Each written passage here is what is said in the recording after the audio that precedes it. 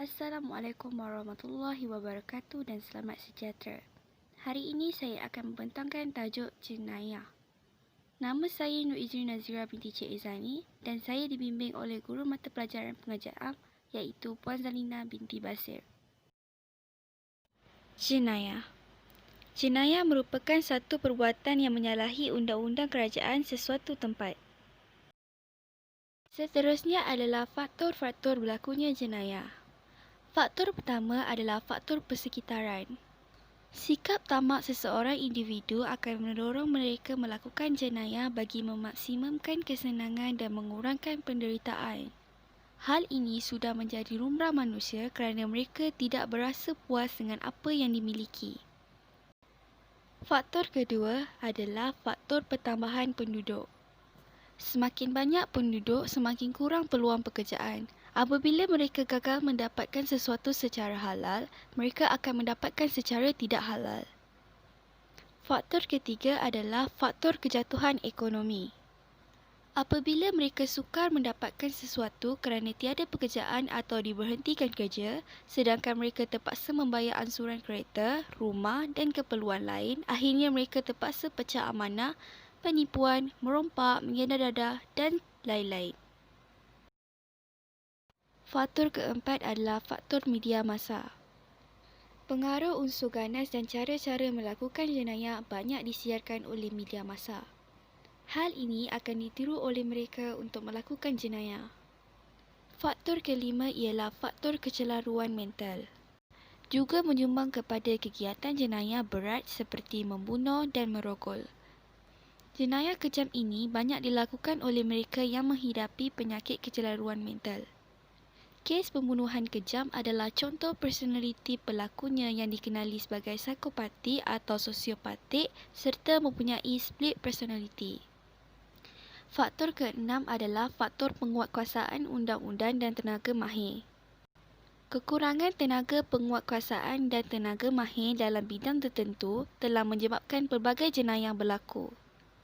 Penjenayah mempunyai ruang dan peluang untuk melakukan jenayah seperti penyelewengan, pecah amanah, pembunuhan, rompakan dan pelbagai jenayah lagi. Faktor ketujuh adalah faktor penghayatan agama. Kebanyakan mereka yang terlibat dengan jenayah tersebut tidak menghayati ajaran agama masing-masing. Bagi mereka, perbuatan seperti rasuah, pecah amanah, penyelewengan dan lain-lain lagi tidak menjadi kesalahan. Faktor ke-8 adalah faktor tadbir urus.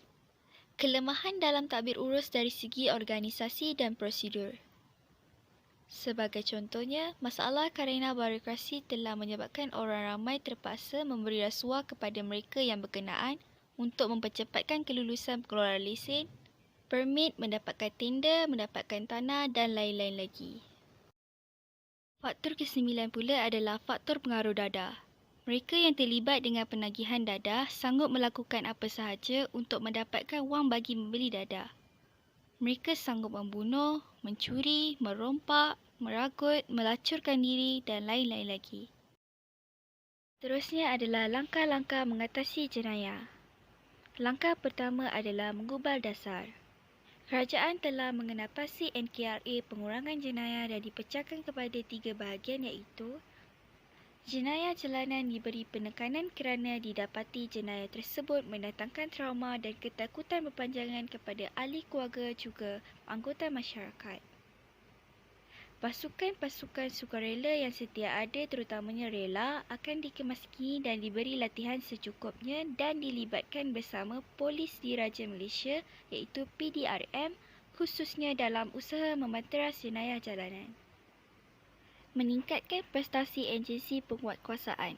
Kementerian Dalam Negeri akan bekerjasama dengan Jabatan Perdana Menteri untuk mengkaji cara-cara mempercepatkan proses perundangan terhadap kes-kes yang tertangguh. Langkah kedua pula adalah memperkasakan penguatkuasaan undang-undang. Semua agensi yang berkaitan dengan keselamatan dan keharmonian negara telah bekerjasama dalam membanteras kes kecurian, rompakan, rukul, ragut, kegiatan pelanunan, penyeludupan, perdagangan manusia, pendatang tanpa izin dan sebagainya. Langkah ketiga adalah dengan menggunakan peralatan yang canggih seperti kamera litar tertutup iaitu CCTV di kawasan yang berisiko tinggi. Penggunaan satelit berkuasa tinggi juga dapat mengesan penjenayah yang melakukan rompakan atau pembunuhan dengan segera. Pihak PDRM dapat bertindak cepat untuk mengatasi masalah tersebut. Langkah keempat pula adalah meningkatkan kesedaran. Kesedaran dalam kalangan orang awam juga penting dalam usaha mencegah dan memerangi jenayah. Orang ramai boleh mengambil bahagian dalam program dan aktiviti pencegahan jenayah. Mereka sedar tentang langkah-langkah untuk menjaga keselamatan diri, keluarga dan harta benda mereka.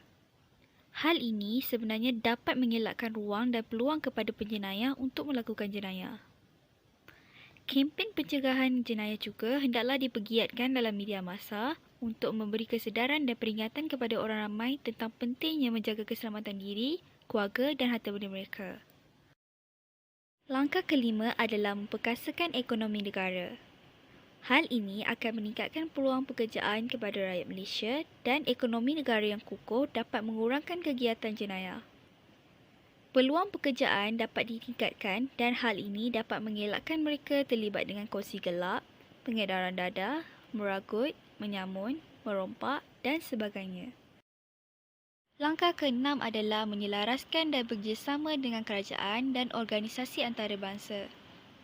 Hal ini boleh membendung kegiatan jenayah seperti kes-kes penipuan, penyelewengan, perdagangan manusia, penyeludupan dan keganasan. Kerjasama yang erat Malaysia dengan negara-negara lain dapat membendung kegiatan jenayah tersebut dari berleluasa. Langkah yang terakhir adalah melibatkan anggota masyarakat. Peranan masyarakat juga penting dalam mencegah aktiviti jenayah yang berlaku dalam kawasan mereka. Mereka boleh menubuhkan kelab rukun tetangga untuk menjaga keselamatan kawasan mereka sebagai tambahan kepada rondaan pihak PDRM. Masyarakat mempunyai tanggungjawab yang besar untuk mencegah jenayah dengan melaporkan aktiviti-aktiviti yang mencurigakan di kawasan mereka kepada PDRM. Sekian, terima kasih.